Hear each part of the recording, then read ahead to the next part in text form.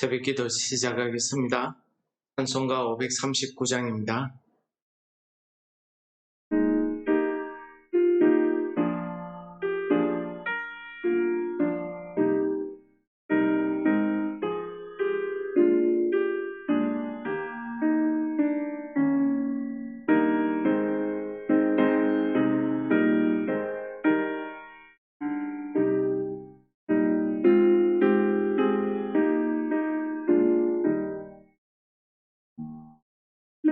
예수께 조용히 나가 내 모든 짐 내려놓고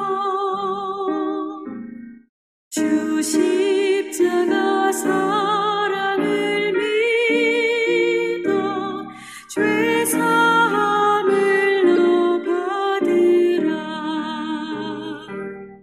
주 예수께 조용히 나가 내 마음을 쏟아놓으라.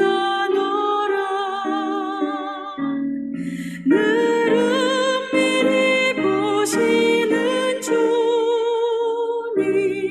그 은혜를 베푸시리. 주 예수의 은혜를 입어 내 슬픔이 없어지리. 내 이웃을 늘 사랑하여 너 받은 것 거저주라. 주 예수께 조용히 나가 내 마음을 쏟아놓으라. 늘 은밀히 보시는 주님, 그 은혜를 베푸시리. 주 예수를 친구로 삼아 늘 내 옆에 모시어라. 그 영원한 생명샘 물에 내 마른 목 죽이어라. 주 예수께 조용히 나가 내 마음을 쏟아놓으라. 늘 은밀히 보시는 주님, 그 은혜를 베푸시리. 너 주님과 사귀어 살면 새 생명이 넘치리라. 주 예수를 찾는 이 앞에 참 밝은 빛 비추어라. 주 예수께 조용히 나가 내 마음을 쏟아놓으라. 늘 은밀히 보시는 주님, 그 은혜를 베푸시리.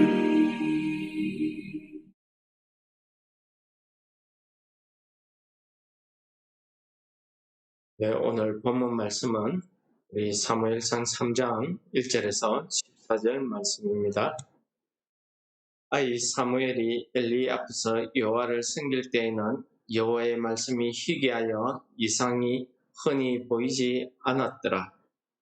엘리의 눈이 점점 어두워가서 잘 보지 못하는 그때에 그가 자기 처소에 누웠고 하나님의 등불은 아직 꺼지지 아니하였으며 사무엘은 하나님의 궤에 있는 여호와의 전 안에 누웠더니 여호와께서 사무엘을 부르시는지라.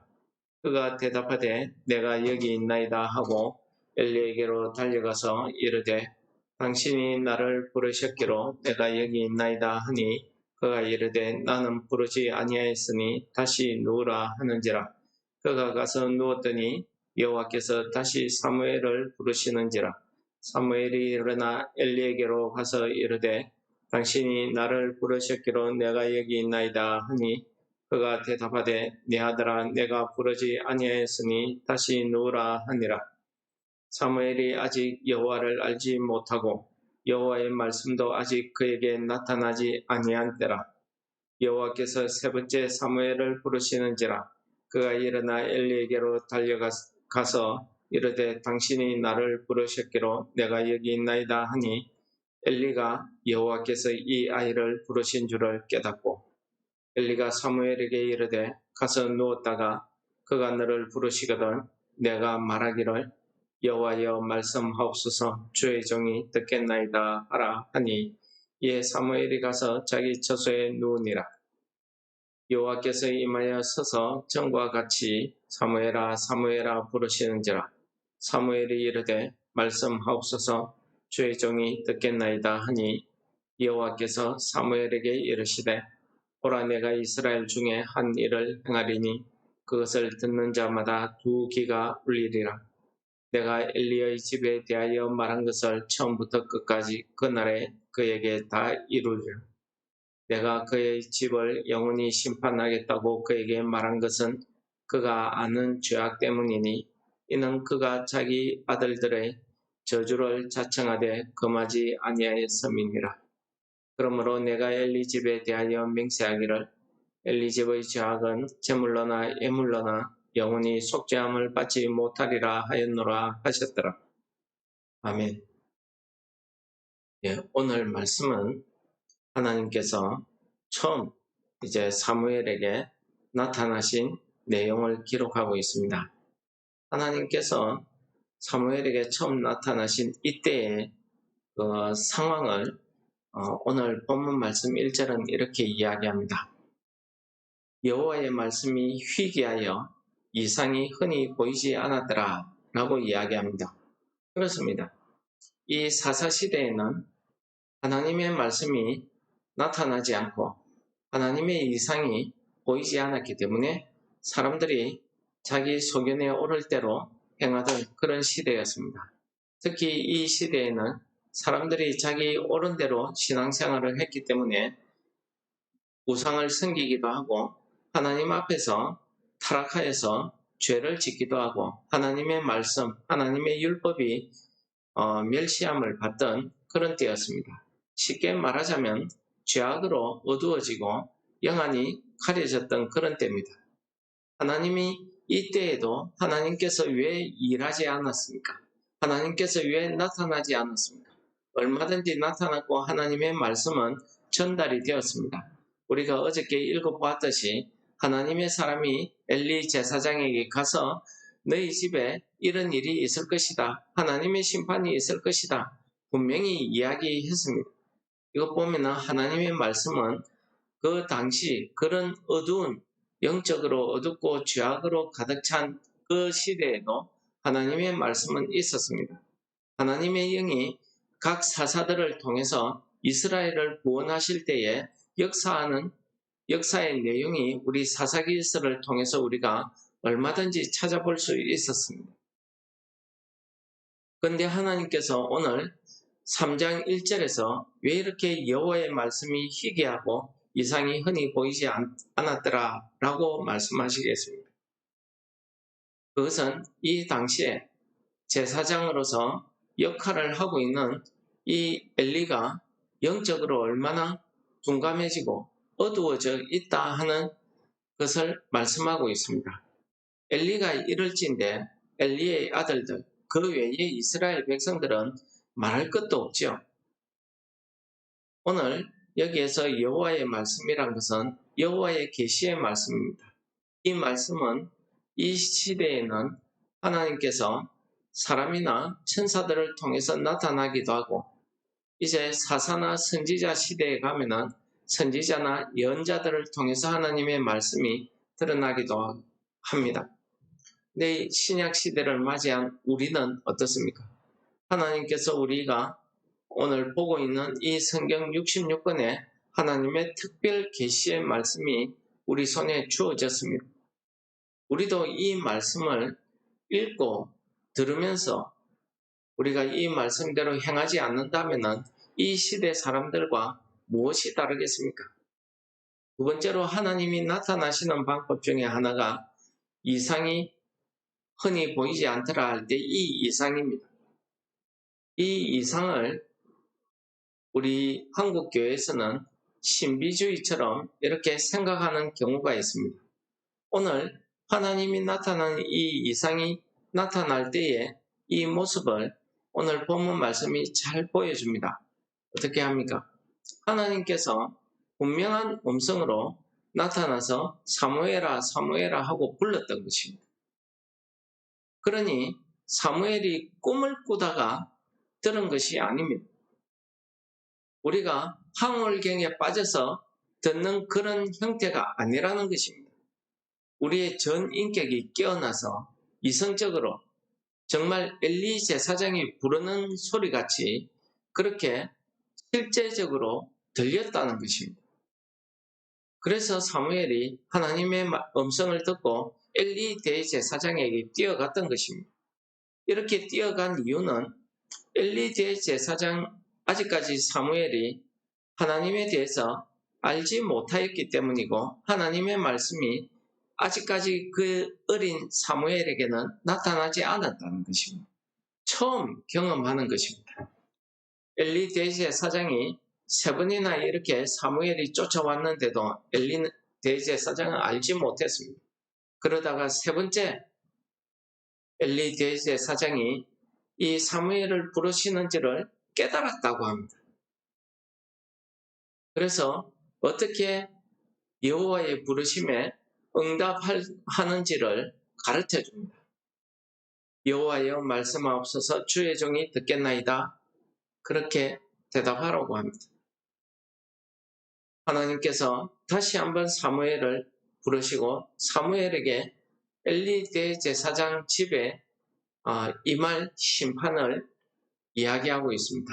우리 성경에 하나님이 나타나시는 경우는 크게 두 가지입니다. 첫째는 심판입니다. 오늘 본문 말씀처럼 심판을 행하시기 전에 하나님께서 나타나서 하나님의 사람들을 통해서 심판이 있을 것을 이야기하십니다. 그 목적이 무엇이겠습니까? 그냥 심판하시면 되는데 왜 굳이 사람들의 입을 통해서 심판할 거라고 말씀하시겠습니까? 그것은 우리가 요나서를 통해서 잘 알 수 있습니다. 하나님의 마음은요, 그 심판받을 그 대상자들조차도 이 소리를 듣고 회개하고 돌아서기를 원하시는 것입니다.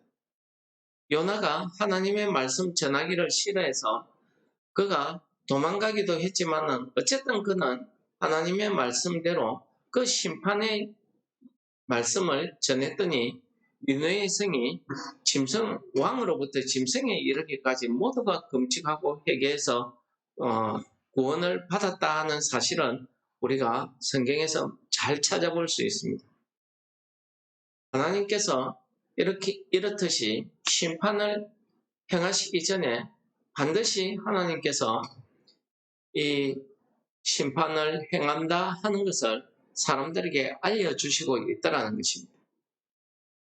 두 번째, 하나님께서 성경에서 이렇게 사람들에게 나타나는 이유 두 번째는 구원입니다. 여러분, 우리가 아브라함의 조카 롯의 경우를 생각하십니까? 하나님께서는 그 롯이 살고 있는 소돔과 고모라 땅을 멸하시기 위해서 먼저 아브라함을 통해서 찾아가서 그 심판이 있을 것을 가르쳐주고 있습니다. 그리고 천사들을 보내서 롯의 집에 들어가서 그 구원받을 자들을 구원해내는 장면을 우리에게 보여주고 있습니다. 방금 전에 니느웨 성에도 말씀드렸지만은 이와 같이 하나님께서는 구원을 위해서 이렇게 하나님이 나타나서 말씀을 베풀어 주십니다. 그래서 우리가 선지서를 보면은 이사야나 예레미야 그 외에 많은 선지자들을 통해서 하나님께서 계속해서 심판의 말씀을 이야기하시는 것은 심판하겠다는 그런 뜻도 있지만은 그 말씀을 듣고 돌이키라는 것입니다. 그 말씀을 듣고 깨닫고 구원의 길로 돌아서기를 원하시는 것입니다. 그래서 이사야서 같은 경우에도 앞부분에는 이스라엘이 멸망받을 것, 심판받을 것을 말씀하셨지만은 40장 이후 뒤쪽 부분에서는 하나님께서 구원을 베푸실 것을 그들에게 소망을 허락하시는 구원의 말씀을 하고 있더라는 것입니다. 오늘 사무엘에게 하나님께서 나타나신 것은 한 번 더 이 사무엘의 이야기를 듣고 이 말씀을 듣는 사람마다 그 두기가 울리라는 것입니다. 두기가 울린다는 것은 우리가 알기 쉽게, 우리 사람들이 알기 쉽게 표현한 표현법입니다. 두기가 울린다는 것은 두려움, 무서움을, 경고를 이야기하고 있는 것입니다. 우리가 경고를 받으면은 내 마음에 두려움이 생기면 우리가 깨달아야지. 깨달아서 우리가 돌이켜야 됩니다. 회개해야 됩니다. 어떻게 하면은 하나님의 구원을 받을 수 있는지 그렇게 해야 된다는 것입니다. 그런데도 이 엘리 대제사장이 그 이후에 하나님 앞에 회개하고 돌아섰다 하는 기록이 없습니다. 하나님께서는 이러한 엘리 대제사장의 죄에 대해서 13절에 그가 아는 죄악 때문이라고 이야기합니다. 그가 아는 죄악이 무엇입니까? 그는 자기 아들들이 저주를 자청하되 금하지 아니했다.